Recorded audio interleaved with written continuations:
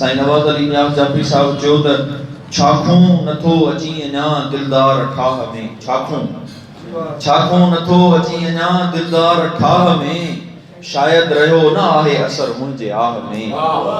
छाखूं नथो अची अञा दिलदार ठाह में, शायद रहियो न आहे असर मुंहिंजे आह में। ऐं अबरूअ सां शाहे हुस्न जा जो उज़वा जुदा कया, अबरूअ सां शाहे हुस्न जो उज़वा जुदा कया, ताकत रही न बाकी का मुंहिंजे सिपाह में। अबरूअ सां शाहे हुस्न जो उज़वा जुदा कया, ताकत रही न बाकी का मुंहिंजे सिपाह में। ऐं दामन में पंहिंजे गुल बि लिकाए थो खार खे, दामन में पंहिंजे गुल बि लिकाए थो खार खे, मूंखे बि गुल बदन तूं लिकाए पनाह में। ऐं आख़िर ॾिसी नियाज़ ही जे नाज़ सां ॾिसी, आख़िर ॾिसी नियाज़ ही जे नाज़ सां ॾिसी, तीरे निगह बि सांढियां सॼण पंहिंजे सामने। साईं नवाज़ अली नियाज़ जाफ़री जिन ख़ूबसूरत सिटुनि सां मां हाणे गुज़ारिश कंदुसि सिंधी ॿोली जी निहायत ई ख़ूबसूरत लिखारी, तमामु सुहिणे शाइर, तमामु बर्जिस्ते कहाणीकार, ड्रामा निगार, कॉलम निगार ऐं हिकिड़े हर वक़्तु मुतहरिक शख़्स मोहतरम साईं प्रोफेसर मोहम्मद अली पठान साहब जन खे, जेके हिन असांजी अॼोकी तक़रीब जा सदर पिणु आहिनि, गुज़ारिश आहे त अचनि तव्हां सां मुखातिब थियनि। मोहम्मद अली पठान साहब।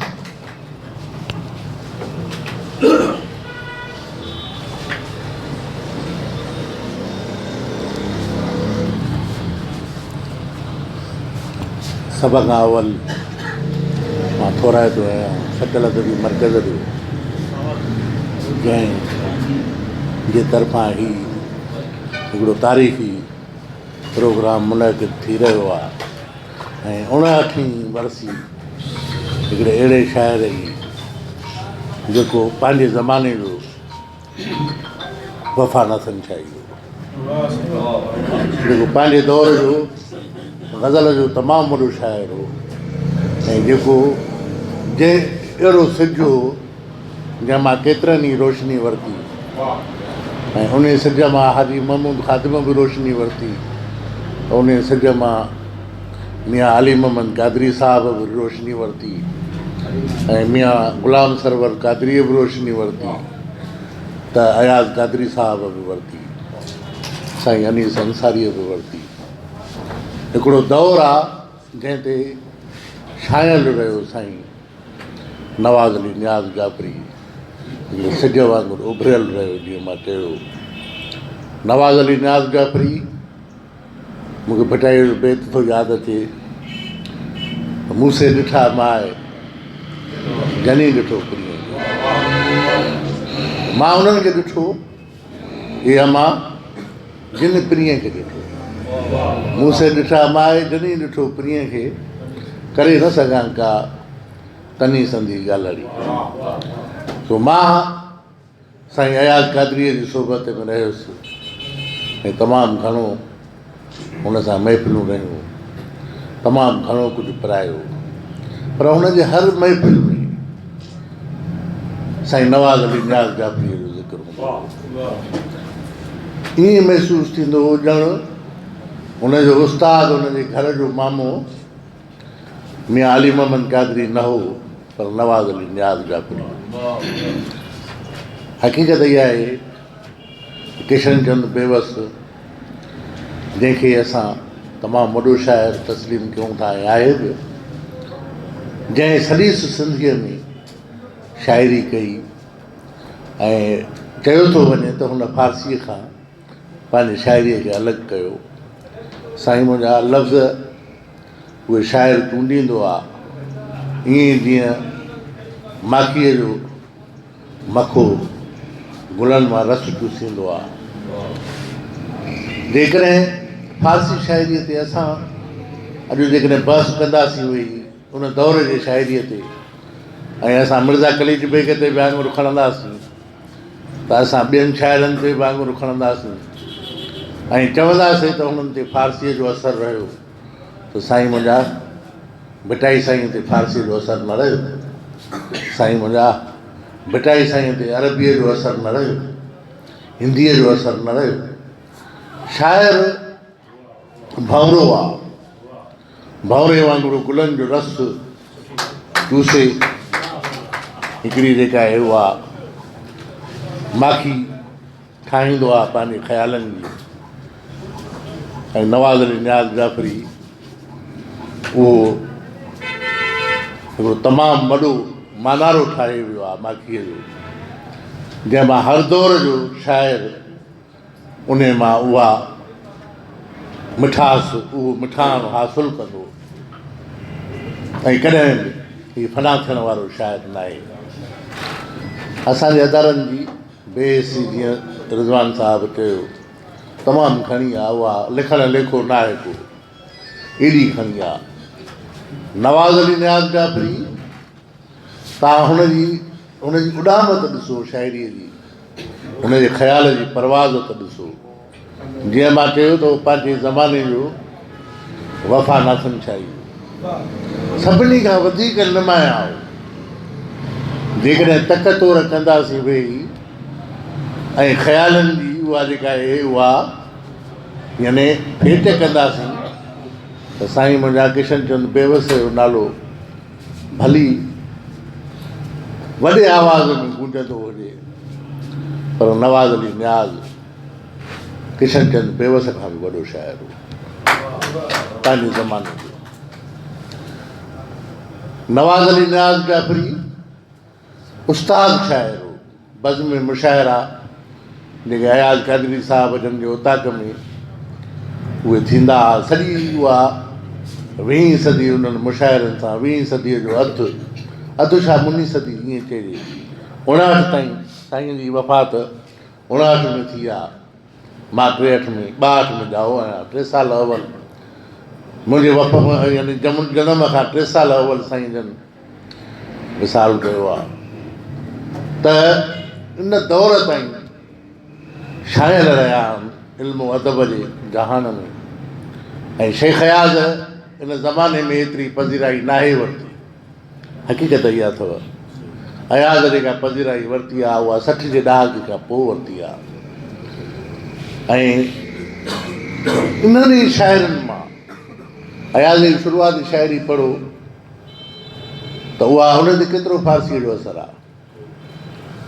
उहा जेकॾहिं सिंधू रसाला तव्हां 36 जा खोले ॾिसो ऐं उन खां पोइ अयाज़ जा 47 ताईं या बाद में ॾिसो भला अयाज़ जो बौर बिरे आकाश पहिरियों किताबु आहे त उन ते इहे असां पोइ हदबंदियूं जेके कयूंसीं ऐं लीका ठाहियासीं तरक़ी पसंदीअ जे नाले में।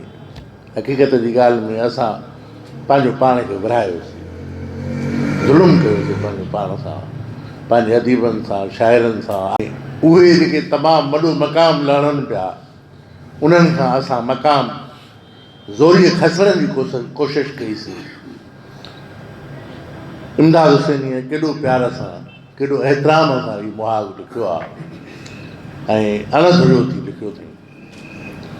ईअं ई अणधुरियो थी जेकॾहिं हिकिड़ो जाइज़ो वठिजे उन दौर जो त नवाज़ अली नियाज़ जाफ़री उहो तमामु वॾो शाइर आहे। हुनजे ख़्यालनि जी जेका परवाज़ आहे उहा सदनि ताईं असांजे शाइरीअ जे पखियड़नि लाइ हिकिड़ो उॾाम जो यानी सेखारण जो, उॾणु सेखारण जो हिकिड़ो जेको आहे उहो ज़रियो रहंदी। उहा ई शाइरी आहे जंहिं तरबियत कई असांजे दौर जे वॾे शाइर जवाद जाफ़रीअ जी, जंहिं पंहिंजे माउ जे लोलियुनि में पंहिंजे नाना जा गीत ॿुधा, हुनजा गज़ल ॿुधा। साईं नवाज़ अली नियाज़ जाफ़रीअ खे हुनजी माउ कननि में सुतीअ में भिटाई पढ़ायो, भिटाई पीआरियो। ईअं असांजे जवाद जाफ़रीअ खे हुनजी अमर पंहिंजे बाबा जे इल्मु अदब खां वाक़ुफ़ु कयो। हीउ घर हिकिड़ो आलिम घर, इहा बदकिस्मती चइजे जो जवाद जाफ़रीअ जा मामा जेके ख़ुदि हिकिड़ा वॾा दानिश्वर हुआ पंहिंजे ज़माने जा, साईं एजाज़ जाफ़री उन खां सवाइ साईं ॿियो नालो मुमताज़ जाफ़री साहिब जो नालो साईं तमामु वॾो नालो आहे। अब्दुल हमीद अबड़ो मुंहिंजो मोहसिन साईं डॉक्टर बशीर अहमद शाह साहिबनि जो वॾो दोस्त, भटाईअ जो बेमिसाल आशिक़ ऐं हिकिड़ो तमामु वॾो दानिश्वर पंहिंजे दौर जो। हुनजो केतिरो ई ख़ज़ानो हुनजे घर में पियो आहे इल्मु अदब जो, जेको जॾहिं ज़ाहिर थींदो त हुनजे कद जी ख़बर पवंदी। उन जा चूंड जेके दोस्त हूंदा तमामु आंगुरनि ते ॻणण जेतिरा, उन में मुमताज़ जाफ़री शामिल हूंदी।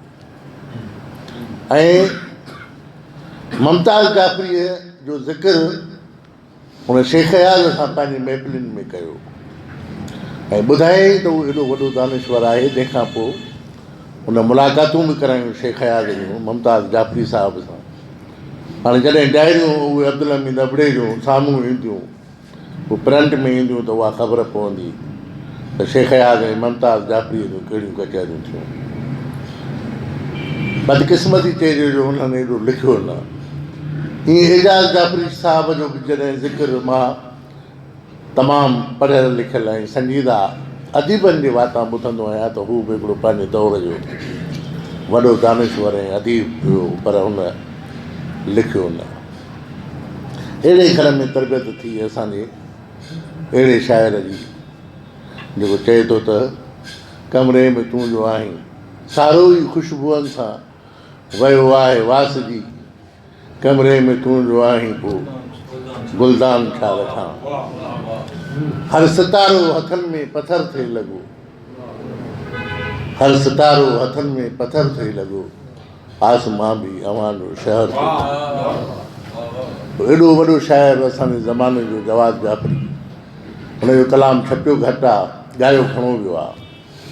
ऐं इहा हुनजी ख़ुशकिस्मती आहे। असांजे दौर जो उस्ताद बुखारी आहे हिकिड़ो मौजूदा ज़माने जो, उहा ख़ुशबू, उहो इल्मु, उहा सुती हुनखे पंहिंजे नामना जे इल्म मां पई।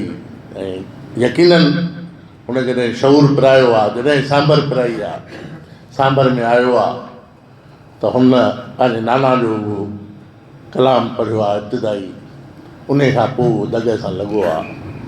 ऐं इहा मुंहिंजी ख़ुशकिस्मती हुई जो जवाद जाफ़री जॾहिं मूंसां पहिरियों दफ़ो मिलियो ऐं सईद मेमण सां गॾु मिलियो।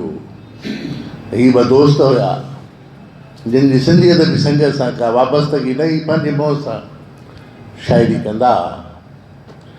त जवाद जो ज़िक्र जॾहिं सईद कयो त हीअ नवाज़ अली नियाज़ जाफ़रीअ जो ॾोहिटो आहे। ऐं उन खां पोइ मां हिन जी शाइरी ॿुधी, मां सईद जी शाइरी ॿुधी, त हिननि ॿिन्ही खे ॿार खां वठी मां सिंधियत बि संगत में गॾिजानी में वठी वियुसि, जिते ही हिननि जी परवाज़ थी ऐं जिते ही अॻिते हली करे हिकिड़ा तमामु अहम शाइर उहो लेखिया विया। ऐं बाद में हिननि जो जेको पंहिंजो सफ़र आहे साईं ॻाल्हाए नवाज़ अली नियाज़ जाफ़रीअ ते ॻाल्हियूं घणियूं थी वियूं, मां घणो टाइम बि न वठां। डॉक्टर बशीर अहमद शाह साहिब हिन आख़िर में ॻाल्हाईंदा, जेके ख़ुदि हिकिड़ा आलिम आहिनि ऐं घणा वाक़ुफ़ आहिनि। मां त पितकड़ो माण्हू आहियां, नंढिड़ो माण्हू आहियां, हिकु तमामु वॾी शख़्सियत लाइ मां ॻाल्हाए रहियो आहियां। ऐं हीउ तमामु वॾो एज़ाज़ु आहे जेको जंहिंखे मां लाइक़ु न आहियां, जेको अवां मूंखे सदारत ॾेई मूंखे जेको आहे हिते बख़्शियो आहे, उहो एज़ाज़ु हेॾे वॾे हिकिड़े शाइर जी वर्सीअ में सदारत जो एज़ाज़ु। साईं मुंहिंजा मां हिकिड़ो वाक़ियो तव्हांखे ॿुधायां। नवाज़ अली नियाज़ जाफ़रीअ जी ॿी शाइरी त मूंखे सदाईं जिते जिते मां महिराण में पढ़ी, ॿियनि हंधनि ते पढ़ी ऐं जॾहिं बि पढ़ी त उन मूंखे गरमायो ऐं उन मूंखे महसूसु करायो त हीअ शाइरी रुगो अरूज़ी ॿार वज़न जी खेॾ न आहे, पर हीअ शाइरी रूह मां हिकिड़ी इंतिहाई दर्द सां निकिरंदड़ दाण आहे। ॿ सिटूं हुन जूं सदाईं मुंहिंजे ज़हन ते हावी रहियूं ऐं दिल जे दौरे में मुब्तला थियुसि, लाड़काणे जी NICVD में दाख़िल थियुसि। उन्हनि जी मशीन ख़राबु हुई, मूंखे खैरपुर एम्बुलेंस ज़रिए मोकिलियो वियो। हाणे जंहिं महिल मूंखे कपिड़ा पाराए मरीज़ वारा ऐं कैनोला हणी स्ट्रेचर ते खयूं ऐं अंदरि खयूं था वञनि एंजियोप्लास्टीअ लाइ, त दगु त ॾिठल कोन हो। अलाए कहिड़ो दगु आहे, अलाए छा थींदो एंजियोप्लास्टी, अलाए कहिड़ी बला जो नालो आहे, अलाए उहा दग सां कहिड़ी हालत कंदी, अलाए छा थींदो। मुंहिंजे ज़हन में हिकिड़ो शेर नवाज़ अली नियाज़ जाफ़रीअ जो, उहो शेर मां खे ॿुधाइणु चाहींदुसि। मुंहिंजे यादाश्त में उहो थोरो उन जा लफ़्ज़ हेठि मथे आहिनि, पर किताब में उहो दुरुस्त अंदाज़ में मां जीअं यादि रखियो आहे उनखे सालनि खां वठी, त हिकु रस्तो हाणे ॾिठल, ॿियो संगती हले थो साण कोन, हिकु रस्तो हाणे ॾिठल, ॿियो संगती हले थो साण कोन, वाट जूं सख़्तियूं सभई सिर ते सहायूं थो वञे। उन जी दुरुस्त पाणी हीअं आहे,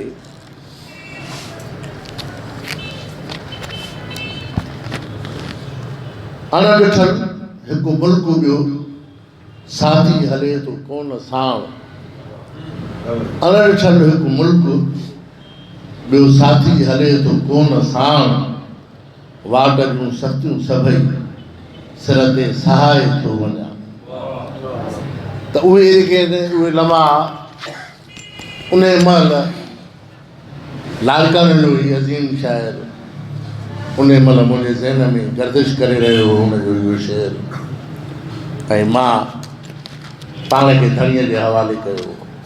उन अणॾिठल सफ़र ते मां गामजन थियुसि, उन खां पोइ कुदरत मूंखे हयाती ॾिनी, पर साईंअ जी हयाती उहा हिन ग़ज़ल ते पूरी थी। साईंअ जी हयातीअ जो हीअ आख़िरी ग़ज़ल आहे, जंहिंजे इन ॿिनि सिटुनि खे यादि कंदे मूंखे हिकिड़ो येदान मिलियो, ऐं पोइ मां अखियूं ॿुटे छॾियूं। मां चयो त अखियूं पटणियूं न आहिनि, जेकॾहिं मालिक अखियूं पटरायूं त जहान खे ॾिसबो, न त इहे शेर सां ई अखियूं पूरे मां हीउ जहान छॾण लाइ तयारु थी उन रस्ते ते वियुसि। साईं हा साईं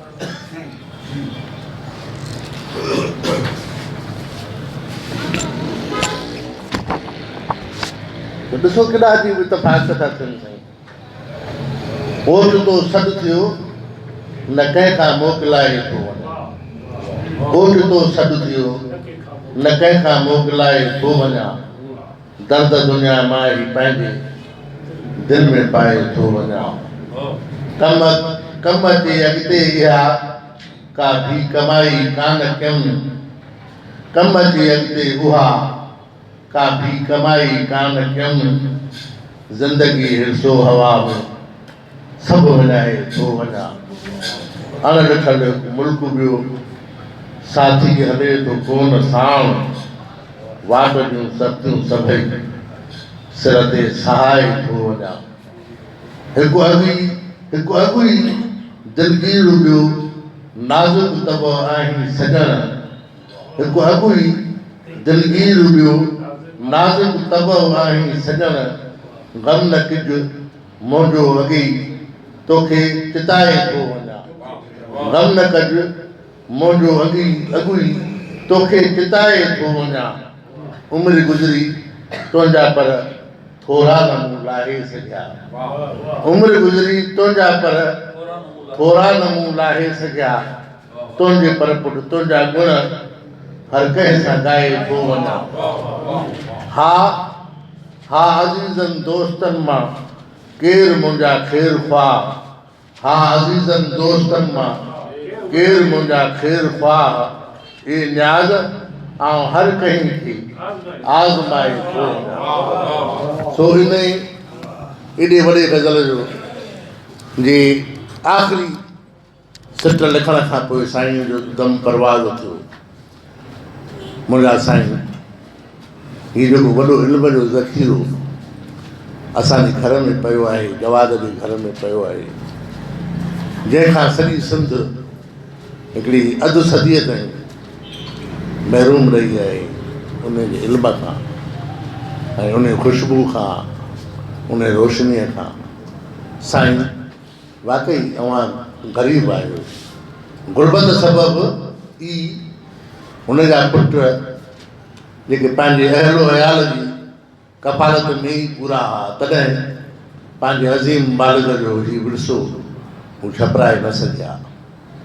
ऐं अव्हां बि मूंखे ख़बर आहे त मालदार न आहियो, के ज़मीनदार न आहियो। हीउ पंहिंजो पेट कटे अव्हां पंहिंजे नाना खे सहेड़ियो आहे ऐं किताब छपाए सभिनी जे आॾो आंदो अथव। साईं मुंहिंजा ज़मानो अॼुकल्ह ॾाढो सवलो थी वियो आहे। हाणे किताब छपाइण जी उहा एॾी ख़ासि ज़रूरत बि कोन्हे। रिज़वान गुल जहिड़ा, एहसान दानिश जहिड़ा, उहे असां वटि हिकिड़ा हीरा, हिकिड़ा मोती आहिनि जेकी जेकॾहिं इन कलाम खे उन्हनि खे ॾिबो त उहे वक़्तु कढी पंहिंजे हयातीअ जो ऐं क़ीमती वक़्तु कढी कंपोज़ करे हिकिड़ो ई बुक जे सूरत में सॼे जहान खे उहो पढ़ाए सघनि था। हाणे तव्हां पंहिंजो पेट न कढो, महिरबानी करे जेको कलाम पियो आहे बिना देरि जे उहो कंपोज़ करायो, उहो हिननि दोस्तनि खे ॾियो त हीउ कंपोज़ करे। जे तव्हांखे कंपोज़ करणु अचे थो त कंपोज़ करे उनखे ई बुक जी सूरत में तव्हां जहान में बदिलो कयो। हीउ 1000 कापियूं थींदियूं, हुनजा पढ़ंदड़ लखे थींदा, हुनजा लखे पढ़ंदड़ थींदा। असां हाणे इंतज़ारु न कयूं त असां किताब छपायूं। ज़मानो घणो अॻिते वधी वियो आहे ऐं उन जेतिरी रफ़्तार सां अॻिते वधियो आहे, असां पंहिंजी विख उन ज़माने सां मिलायूं ऐं पंहिंजे हिननि एॾनि वॾनि आलमनि शाइरनि जो कलाम उहो हाणे कबटनि में न रखूं, पर तमामु जल्दी, तमामु सवले अंदाज़ में उन्हनि पखियुनि खे उॾायूं त उन्हनि जी परवाज़ सॼी सिंध में थिए ऐं न रुॻो सिंध में थिए पर सॼी दुनिया में थिए। ऐं जंहिंखां पोइ माहौल जुड़े त उन्हनि ते तहक़ीक़ थिए। जंहिंखे अधु सदी गुज़री वई आहे त नवाज़ अली नियाज़ जाफ़री ते PhD न थी आहे, अलाए केतिरनि मामूली माण्हुनि ते बि PhD थी आहे, पर हेॾो उस्ताद शाइर जेको बज़्म मुशाइरा जे प्लेटफॉर्म ते सॼी उमिरि सरवाल शाइर जे तौर ते लेखियो वियो ऐं मञियो वियो। हर कंहिं हुनखे सरवाल शाइर करे मञियो, उहो हाजी महमूद ख़ादिम हुजे या ॿिया शाइर हुजनि। हिन शाइर जो हाणे बिना देरि जे कलाम सहेड़े सभिनी जे अॻियां आणियो। उहो 1000 सुफ़्हनि जो थिए त 1000 सुफ़्हनि जो गॾे हिकिड़े हंधि ते कलाम अची वञे। ईअं हाणे टुकड़नि में न विरायो, हाणे 200 सुफ़्हनि में न विरायो, पर समूरे जो समूरो कलाम इहो मंज़र आम ते अचणु घुरिजे ऐं हिन में देरि न थी। अचो त वचन कयूं त इन में हाणे अॻिते देरि न थींदी। तमामु घणी महिरबानी अव्हां दोस्तनि जी ऐं जो जॾहिं नंढड़े माण्हूअ खे हेॾो वॾो एज़ाज़ बख़्शियो।